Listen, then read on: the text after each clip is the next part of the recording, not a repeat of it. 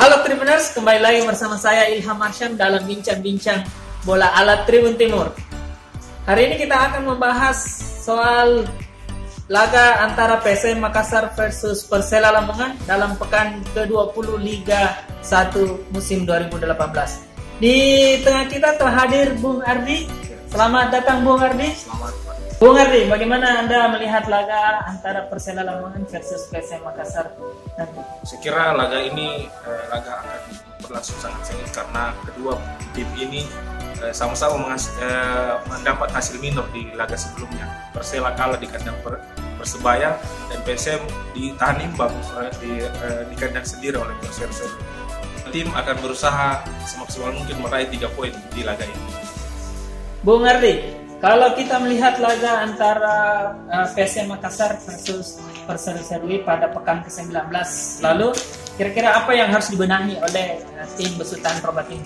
Iya, tentunya di laga PSM lawan Persela Serui yang menghasilkan hasil imbang tentu sangat mengecewakan bagi seluruh supporter PSM Makassar karena ini di luar ekspektasi. PSM bermain tidak seperti performa terbaiknya. Terlalu banyak kesalahan koordinasi antara lini, kurang baik sehingga mudah dimasuki oleh Persela Serui. Saya kira itu yang perlu dibenahi di laga nantinya. Adanya koordinasi lebih baik lagi antar lini, terutama di lini belakang dan lini tengah.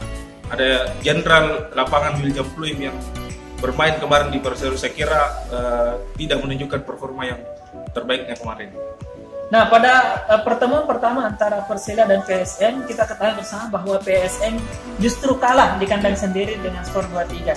Kira-kira di pertemuan ini dan bermain di kandang Persela, kira-kira apa yang akan terjadi?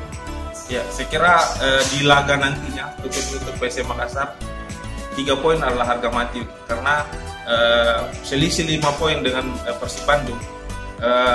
Ketika tergelincir di laga ini, maka selisih akan melebar. Otomatis PSM harus tampil lebih full lagi dan lebih konsentrasi tinggi agar bisa meraih poin 3 poin di kandang Persela.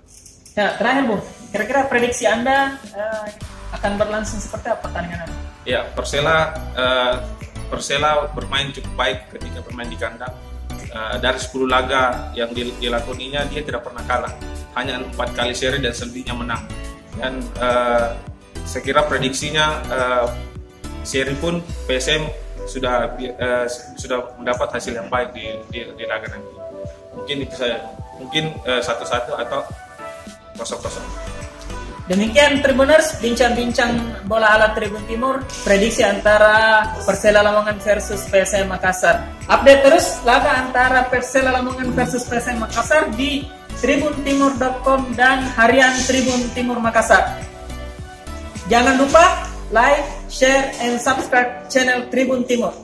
Salam Tribuners!